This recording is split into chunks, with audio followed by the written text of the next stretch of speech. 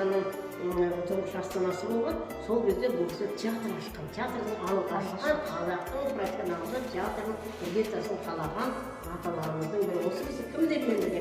Сәбира Майқановамен, Иса Байзақовпен, Қапан Бадыровпен, Серке Қожақұловтармен, Құрманбек Жандарбекова, Шолпан Жандарбековамен, Шара Рияқұловамен бірге қазақ театрының алғашқы іргетасын қалаған атамыз осы мінекей. Астанада ма? Жоқ, Қызылордада. 1925 жылы. Астанада бұл кісі жоқ. Бұл кісі жүзден асып кетті. 68 жылы қайтыс болып 1880 туған. Мына жерде Шамил ағамыздың онымен жүгіртеді видео киімі және Әзірбайжан ағамыздың өмірде киіп жүрген пиджагы мынау.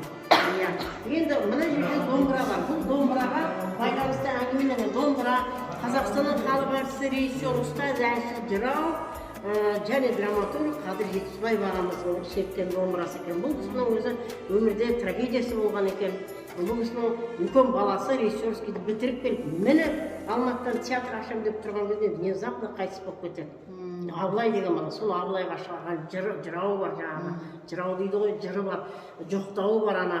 Кімнің Жамбыл Жабаевтың Алғадайға шығарған жоқтауы бар. Бірдеңе деген ла-ла-ла-ла-ла-ла-лай алғадайым қайда екен деп айтқан зары бар.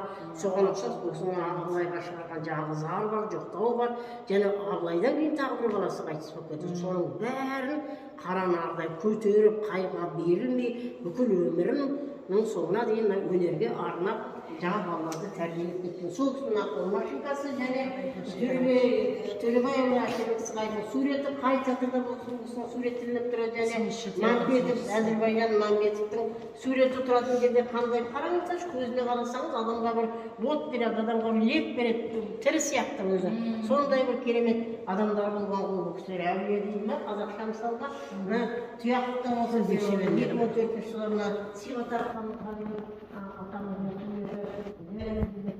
не кітаптары театр туралы және режиссер Жақып Омаровтың 80-ге келгендегі жаңағы кітап, естелік кітап шығарған театрға қағыл деп кітаптар мінекей және өмірде де екі достың суреті қатар тұр мінекей осы жерде 1996 жылы түрік тілдес халықтарының фестивалі өтті. Бұл фестивальда біздің Ақмола облыстық қазақ музыкалық драма театры алған спектакльмен бар гран-приді жеңіп әкелді. Сол кезде Жақып Омар ағам сол Уфада о дүниеге болып кетті. Уфадан самолетпен алып бұл кісімен бүкіл қазақ қауымы, бүкіл қазақ өнер майталмандары шығарып салған. Мінекей сондай әңгіме. Мына жерде жаңағы кәдесі алған, Жақып Омар ағамыздың өзінің ұстанған патефоны, жаңағы проигрыватель Пугачевамен жаңағы Сахер атаулы Ахмедия Қажыға тыңдайтын біздің өстер бәріміз амандасың ғой. Классикамен тыңдайтын сол тыңдаған радиосы бұл. Театрдың жасы қазір 32-де, әлгі 30-да оңдарылға сыңғында қамаланмайсың дейді. Бұл театрдың 80% жастар сол кезде 96-шы жылы Шолпан танып тұрсыз ғой, 96-шы жылы сонымен бір топ жастар жиналды осында.